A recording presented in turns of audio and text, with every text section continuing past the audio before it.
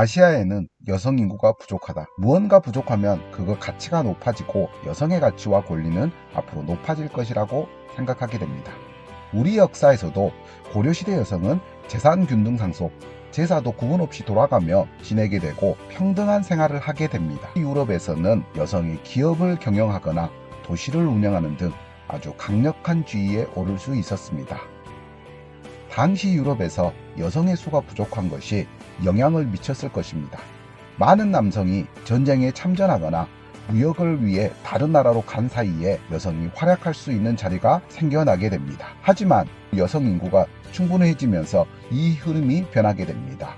조선시대 역시 여성들의 차별을 받기 시작합니다. 조선 중기에 성리학의 이념이 자리 잡게 되고 여성보다 남성이 우월하다고 생각하게 되면서 여성들은 삼종지도의 삶을 살게 됩니다. 물론 차별받던 시기에도 빛났던 여성들도 있었습니다.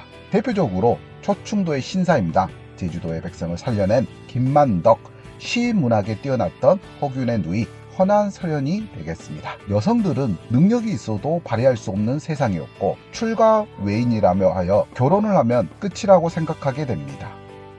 지금 아시아에는 여성이 부족합니다. 인구 대국인 중국과 인도에서는 아직도 남자아이를 원하는 가정이 많다고 합니다. 남녀 간의 불평등은 태어나서부터 일생 동안 지속되어 여자는 남편의 부모와 함께 살아야 하며 결혼할 때는 지참금을 가져와야 합니다.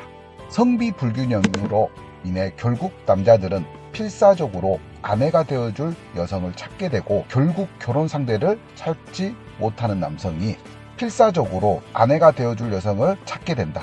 하지만 결국 결혼 상대를 찾지 못한 남성이 늘어나게 되고 외국 여성에 의존하게 됩니다. 우리 주위에서 쉽게 외국 여성과 결혼한 남성들을 볼 수 있습니다. 결국 여성들의 가치가 높아지게 되고 여성 우대 정책을 만들게 됩니다.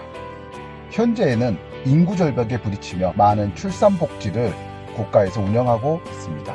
하지만 인구는 쉽게 늘어나지 않고 고령화에 의해 국가의 존망을 위협하게 될 것입니다. 하늘의 반은 지지하는 것은 여성이다. 여성이 부족한 현상은 앞으로 아시아의 여성의 지위를 크게 변화시킬 것으로 보입니다.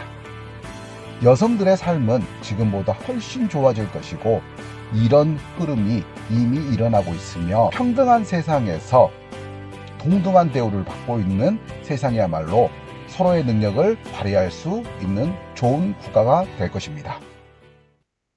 감사합니다.